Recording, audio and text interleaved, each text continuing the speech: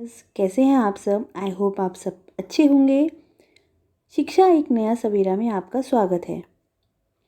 आज हम रस पढ़ेंगे कि हिंदी ग्रामर में, हिंदी व्याकरण में रस किसे कहते हैं, वो हम पढ़ेंगे।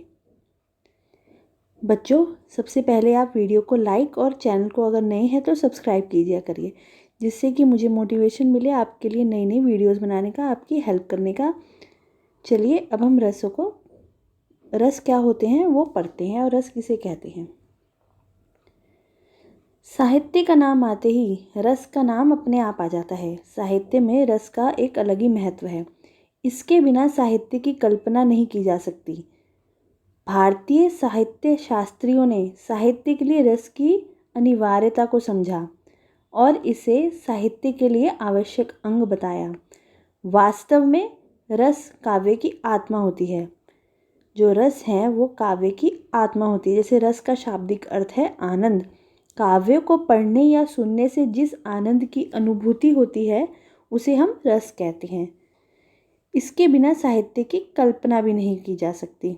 अब किसी साहित्य को पढ़कर जब व्यक्ति कविता के भावों से अपना तादात्म्य स्थापित कर लेता है, मतलब उसमें लिंक स्थापित हो जाता है, तब उसकी जो प्रक्रिया होती है उसके मन में स्थायी भाव रस में परिणत हो जाते हैं।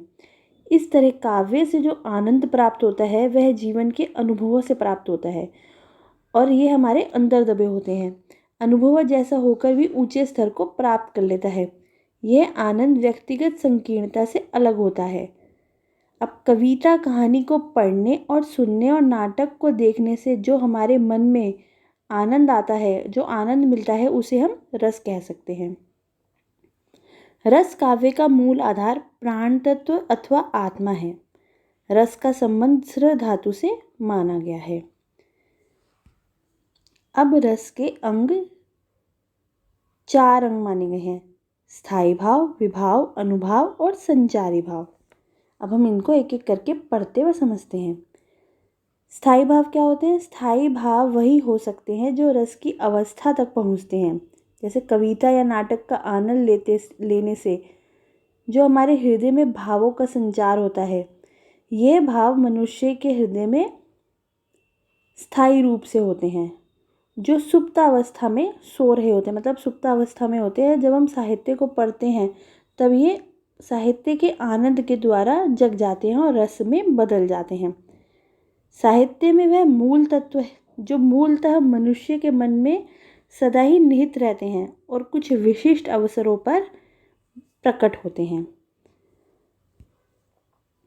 अब विभाव क्या होते हैं? जो व्यक्ति, पदार्थ अथवा बाहरी विकार अन्य व्यक्ति के हृदय में भावों को जागृत करते हैं। मतलब जो हमारे विभाव होते हैं, जो विशेष रूप से जगाने वाले कारणों को बताते हैं, जो सुप्त पड़े हुए भावों को जगा देते हैं और उद्दीपित करते हैं, उन्हें हम विभाव कहते हैं। उन्हें भावोद्भव अथवा रसाभिव्यक्ति के कारणों को हम विभाव कहते हैं। ये 2 प्रकार के होते हैं। आलंबन विभाव, जिसका आलंबन या सहारा पाकर स्थायी भाव जागते हैं, उन्हें हम आलंबन विभाव कहते हैं। ये भी 2 तरीके के होते हैं, एक आशय और एक विषय। अब आते हैं उद्दीपन विभाव। जिन वस्तुओं या परिस्थितियों को देखकर स्थायी भाव उद्दीपित होने लगता है, उन्हें हम उद्दीपन विभाव कहते हैं। जैसे कि भारी वातावरण, चेष्टाएं और अन्य वस्तुएं जो मन के भावों को तेज कर देते हैं, उन्हें हम उद्दीपन विभाव कहते हैं। अनुभाव वाणी तथा अंग संचालन आदि की जिन क्रियाओं से आलंबन तथा उद्दीपन आदि के कारण आश्रय के हृदय में जागृत भावों का साक्षात्कार होता है। मतलब अनुभाव 2 शब्दों से बना है, अनु और भाव। अनु मतलब पीछे और या बाद में, और आशय के मन में पनपे भाव होते हैं, वो अनुभाव कहलाए जाते हैं। जैसे चुटकुला हंसकर हंसी आती है, ताली बजाना, इन सब से अनुभाव की पहचान होती है। संचारी विभाव या व्यभिचारी विभाव, जो भाव स्थायी भावों को अधिक पुष्ट करते हैं, उन्हें सहयोगी भावों को संचारी भाव कहा जाता है। अब स्थायी भाव 11 तरीके के माने गए हैं। जैसे श्रृंगार रस, वीर रस, हास्य रस, रौद्र रस, भयानक रस, विभत्स रस, करुण रस, अद्भुत रस, शांत रस, वत्सल रस, भक्ति रस। श्रृंगार रस में रति हमारा स्थायी भाव होता है, वीर रस में उत्साह, हास्य रस में हास्य, रौद्र में क्रोध, भयानक में भय, विभत्स में जुगुप्सा, करुण में शोक, अद्भुत में विस्मय, शांत में निर्वेद, वत्सल में वात्सल्य और भक्ति में ईश्वर के प्रति प्रेम। अब हम इनको एक एक करके पढ़ते व समझते हैं। श्रृंगार रस क्या होता है? जो श्रृंगार रस का आधार स्त्री पुरुष का सहज आकर्षण होता है। स्त्री पुरुष के सहज रूप से विद्यमान रति नामक स्थायी भाव, विभाव, अनुभाव, संचारी भाव संयोग से आनंद लेने योग्य हो जाता है और इसे हम स्थायी भाव कहते हैं। जैसे संयोग श्रृंगार है, बतरस लालच लाल की मुरली धरी लुकाए। संयोग में क्या होता है? जब नायिका के मिलन का वर्णन होता है तब वहाँ संयोग रस दिखाते हैं। और वियोग क्या होता है? जब किसी चीज़ का न मिलना। निस्दिन बरसत नयन हमारे, मतलब हमें उसको देखने के लिए हमारे नयन तरस रहे हैं पर वो हमें मिल नहीं रहा है। हास्य रस, हास्य रस में जहाँ किसी काव्य को पढ़ने, देखने और सुनने से हृदय में जो आनंद की अनुभूति होती है उसे हम हास्य रस कह सकते हैं। जैसे तंबूरा ले मंच पर बैठे प्रेम प्रताप, साज मिले 15 मिनट घंटा भर आलाप। इसमें हास्य दिख रहा है कि जैसे तंबूरा ले मंच पर बैठे प्रेम प्रताप, साज मिले 15 मिनट घंटा भर आलाप। तो इसमें हास्य रस हमें दिख रहा है जिसमें हमें आनंद की प्राप्ति होती है, हंसी की प्राप्ति होती है। वीरस, इसमें उत्साह, जब किसी रचना या काव्य आदि से वीरता जैसे स्थायी भाव की उत्पत्ति होती है उसे वीरस कहा जाता है। वीरस में जो युद्ध में वीरों की वीरता के वर्णन हो वह वीर रस की पुष्टि करता है। रौद्र रस, जब किसी एक पक्ष या व्यक्ति द्वारा दूसरे पक्ष या दूसरे व्यक्ति का अपमान करने अथवा अपने गुरुजन आदि की निंदा से जो क्रोध उत्पन्न होता है उसे हम रौद्र रस कह सकते हैं। अब इसमें क्रोध की अधिकता होती है। क्रोध का मेल भाव, अनुभाव और संचारी भाव से होता है और वो रौद्र रस की निष्पत्ति हो जाती है इससे।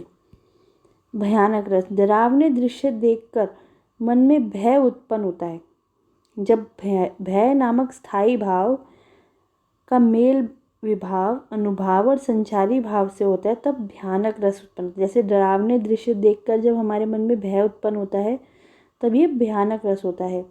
अब अगर कल्पना कीजिए प्रलय का भयानक चित्र आपने देख लिया तो आपको उसको देख के अपने आप ही भय महसूस होगा। तो वहाँ पे जो हमारे विभाव, अनुभाव और संचारी भाव होंगे वो भयानक रस उत्पन्न कर देंगे। अब आता है अद्भुत रस। इसमें क्या होता है? जब व्यक्ति के मन में विचित्र अथवा आश्चर्यजनक वस्तुओं को देखकर जो विस्मय आदि के भाव उत्पन्न होते लगते हैं वह अद्भुत रस कहलाए जा सकते हैं। अब जब किसी वस्तु का वर्णन आश्चर्य उत्पन्न करता है तब हम अद्भुत रस उसमें उत्पन्न हो जाता है। जैसे अखिल भुवन चर अचर सब हरि मुख में लखी मातु, मतलब चकित हो गए सबके सब ये सब देखकर। करुण रस, करुण रस, इस रस में किसी अपने का विनाश या अपने का वियोग, द्रव्यनाश या प्रेमी से सदैव बिछड़ जाने या दूर चले जाने से जो दुख या वेदना उत्पन्न होती है वह करुण या शोक रस होती है। जैसे हाँ सही न जाती मुझसे अब यह भूख की ज्वाला, कल से ही प्यास लगी है हो रहा हृदय मतवाला। यह एक करुण रस का एग्जाम्पल है। अब है शांत रस। शांत रस जहाँ संसार के प्रति निर्वेद रस रूप में परिणित होता है वह शांत रस कहलाता है। शांत रस में जब चित्त हमारा जो होता है शांत दशा में होता है, जब हमें वो स्थायी भाव निर्वेद कहलाता है। और यह है वात्सल्य रस, यानी कि जब माँ बाप का अपनी संतान के प्रति जो प्रेम होता है वह उसमें हमें दिखता है, वात्सल्य रस की प्राप्ति होती है। अब आता है लास्ट भक्ति रस यानी कि अनुराग रस, मतलब भक्ति रस भगवान के प्रति हमारा प्रेम। इस रस में ईश्वर की अनुरक्ति और अनुराग का वर्णन होता है, अर्थात इस रस में ईश्वर के प्रति प्रेम का वर्णन किया जाता है। बच्चों, अभी हमने सिर्फ रस को समझा है कि रस किसे कहते हैं। अगली वीडियो में रस को कैसे पहचानते हैं ये हम देखेंगे। Thank you and have a nice day.